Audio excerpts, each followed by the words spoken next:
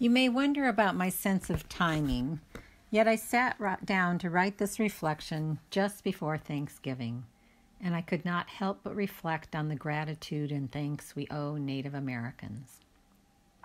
And I believe there is always room for truth, gratitude, and appropriate remembrance.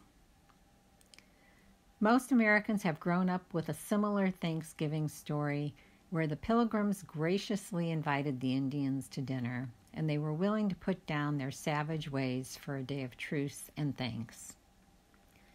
We believe this holiday to be a newly established tradition in our new country, yet its roots are very European and go back to what was known as Harvest Home, which many colonists had most likely celebrated as children in Europe.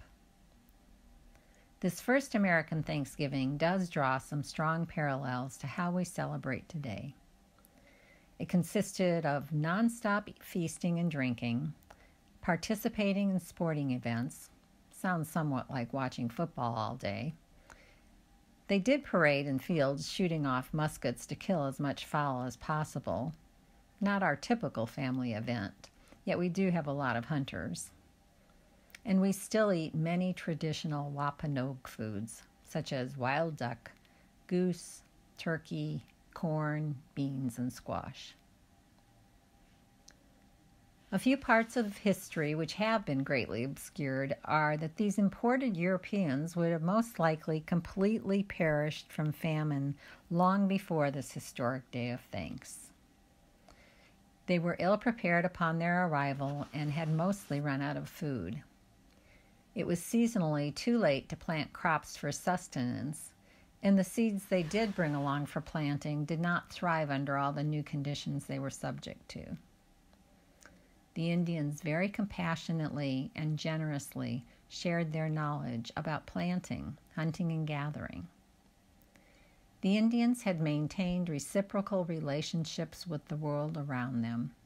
They were successful hunters, farmers, and fishermen who shared their food development and other techniques, helping the colonists survive in this strange new place.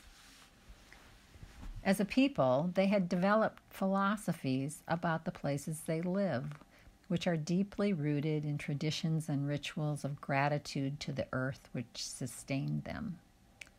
For example, their knowledge of soils, seasonal rain patterns, and plant characteristics allowed them to survive in a vast array of environments throughout North America. Many of their traditions have survived with a great tenacity, despite all the obstacles of oppression and violence they have endured. They deeply believe that as long as humans are respectful caretakers of the natural world, it will provide for us. In this kind of interconnected relationship, it is acknowledged that the plants and animals also recognize their own roles and responsibilities in this relationship.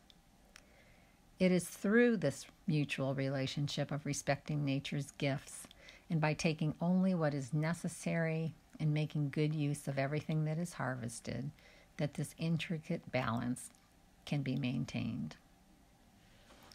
The Indian population, I believe, is very deeply saddened by how we have handled this earth.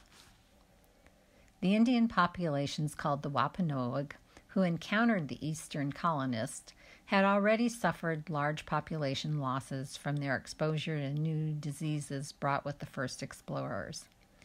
So by the time of the first Thanksgiving, part of their motivation to align with the colonists was for the military protection they brought with them.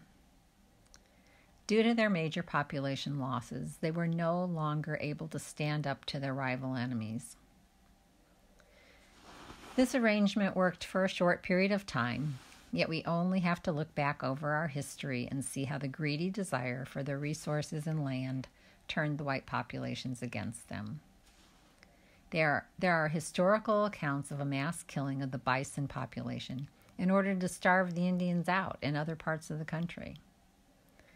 As we progress technologically, our practices of building dams almost completely ruined their salmon resources and other valued lands they lived on. Unfortunately, There are many more examples of how the expanding populations did not honor and respect the mutual relationship between man and nature and the Indians. We do and did not give appropriate thanks for the resources nature provides us with.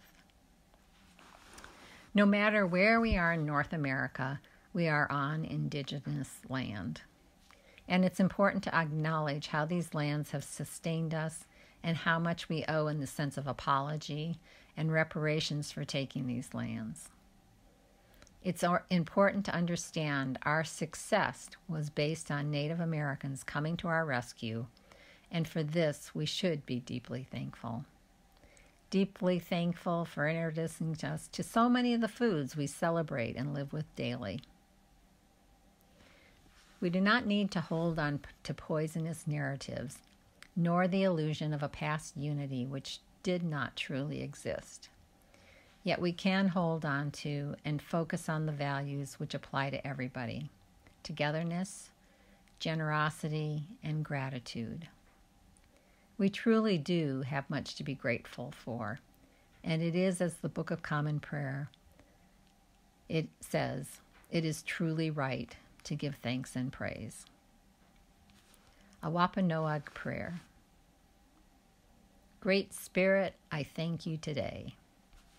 Mother Earth, I thank you. Grandmother Moon, I thank you. I offer thanks to the four directions, to the east, to the south, to the west, to the north. I thank you for all my relations, the winged nation, the creeping and crawling nation, the four-legged nation, the green and growing nation, and all things living in the water. Honoring the clans, the deer, the bear, the wolf, the turtle, the snipe. Great Spirit, I thank you on this day.